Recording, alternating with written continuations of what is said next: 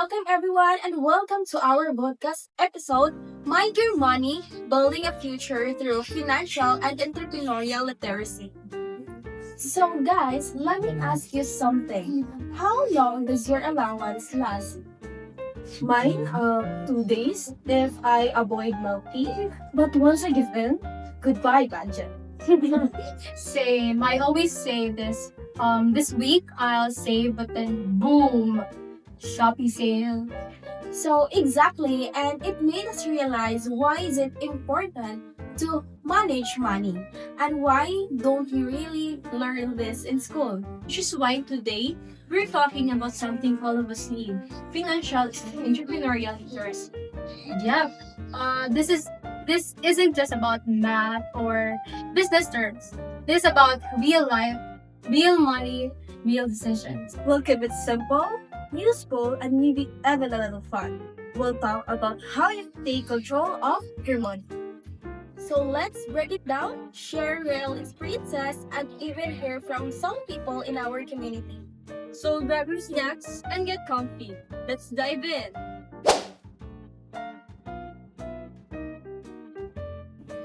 So first, let's define these two important literacies. For your partner, how would you describe financial literacy?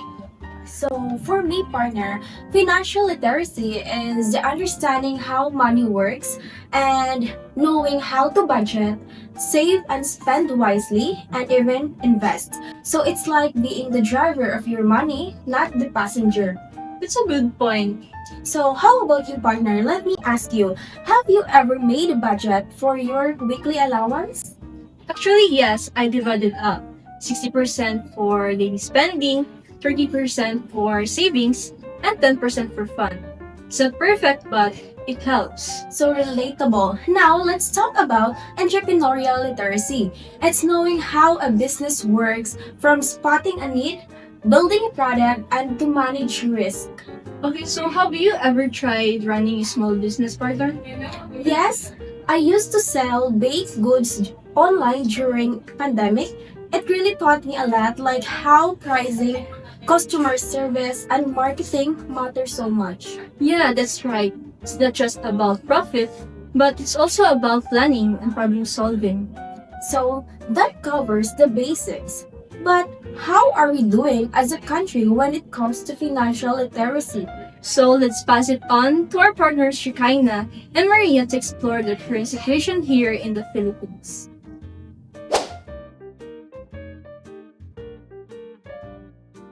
Now that we've learned the basics, let's take a closer look at what financial literacy looks like here in the Philippines. According to a study by the Bangko Sentral ng Pilipinas, only 25% of Filipino adults are considered financially literate. That means a lot of people struggle with managing their money effectively. And let's be honest, even we, as students, sometimes don't really manage our money that well. Tama! How often do we say, wala na akong pera, after a few days of receiving our allowance? Or we spend without thinking on foods, games, online sales, then regret later. And part of the problem is that financial literacy aren't really taught in school. We learn math, but not how to save or avoid debt. That's why a lot of Filipinos fall into habits like impulsive buying, living paycheck to paycheck, or not having any savings at all. But here's the good news.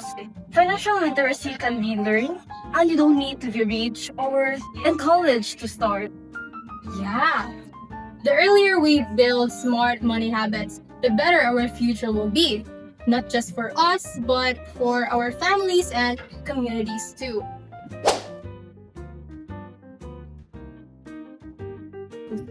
Now let's shift to entrepreneurial literacy. Shiki, how do you think this helps in solving real-world problems? Good question. It helps people create jobs not just for themselves but for others too. Like the student I know, who started customizing phone cases. He now earns enough to pay for school. I love that. You don't need a big capital or business degree, just creativity and commitment. Exactly. Even small businesses like ukay-ukay, online food sales, or even art commissions. Those are entrepreneurial ventures. Can you think of any youth-led businesses that inspired you? There is one I follow on TikTok. They made eco bricks from plastic waste, innovation plus sustainability. But where do we even start? So let's go back to Eli and Cindy for some practical, easy to follow tips.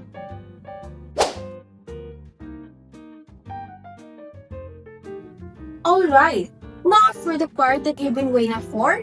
How can student like you get started? So here are 3 simple tips to become more financially smart. Tip 1. Budget wisely. Even if you only get 100 pesos a week, track it. Use notebooks or apps like Monify or Wallet. So tip number 2, save first, spend later. A lot of us do the opposite. Try saving even just the 10 pesos a day. And tip number 3, avoid impulse buying. If it's not urgent, wait 24 hours before buying. And bonus tip, watch content creators or listen to youth-friendly finance podcasts to learn more in a fun way. Let's throw in a challenge. This week, track all your spending. You'll be surprised where your money goes. Start.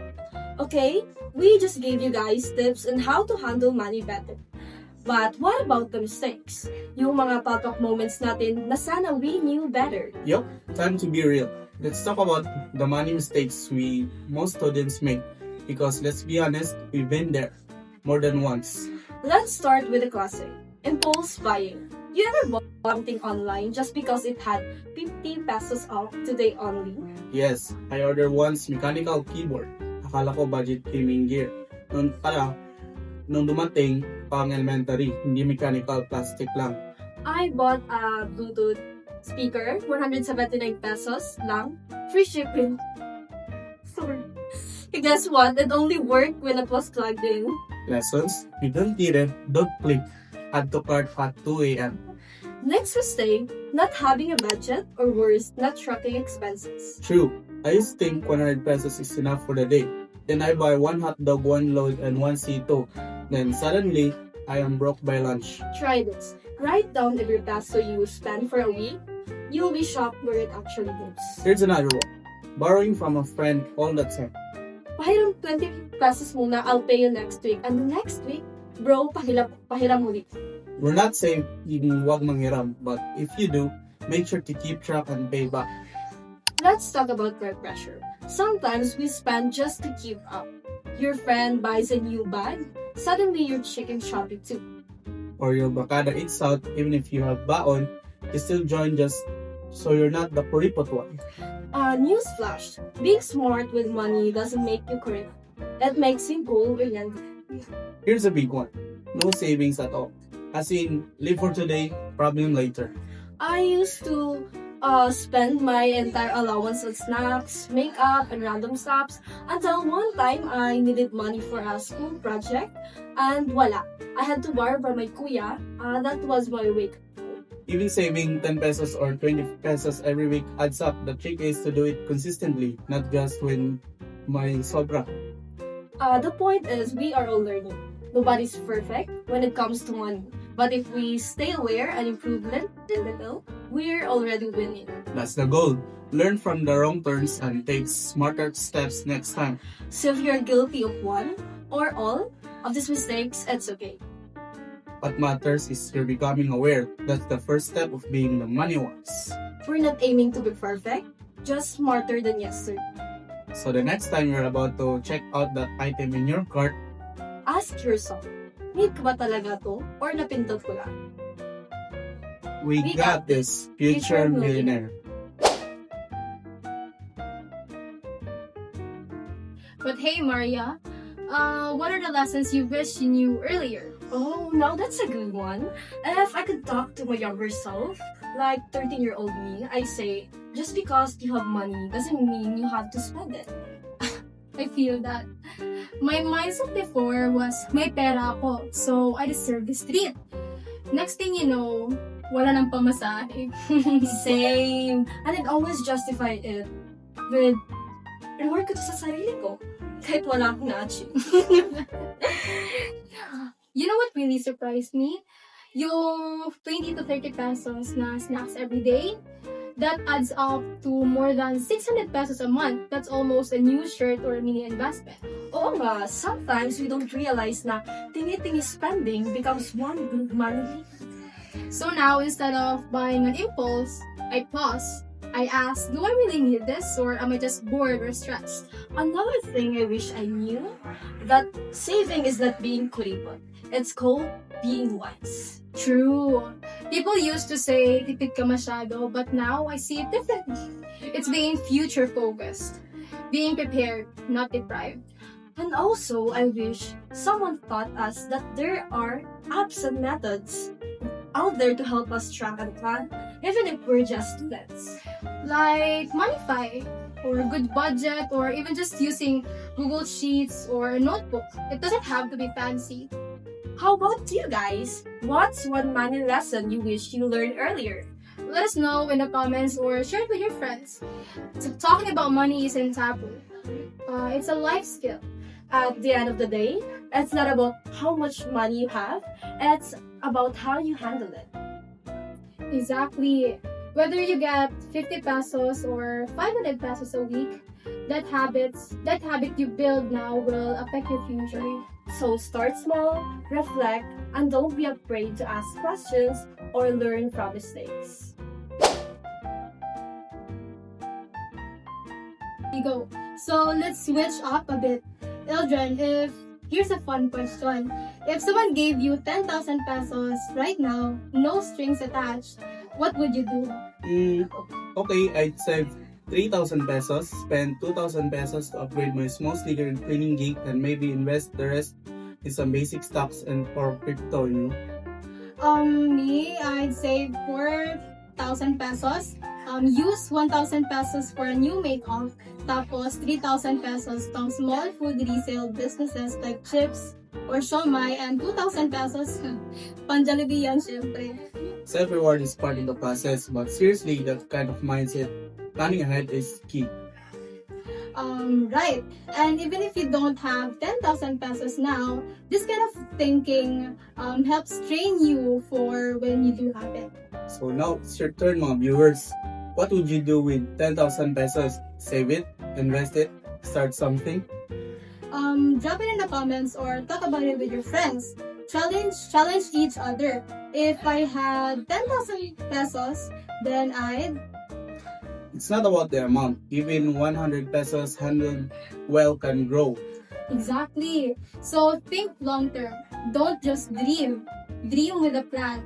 And hey, someday it might just be 10,000 pesos. It could be 100,000 pesos. So let's build that mindset now. So today, we learned that financial literacy helps you manage what you have. And entrepreneurial literacy helps you create more from what you have. These two go hand in hand at building a better future, not just for ourselves, but for our families and communities too. So here's our challenge for you. Start small, think smart, and act now. Be money wise and opportunity ready. Let's build our future, one smart peso at a time.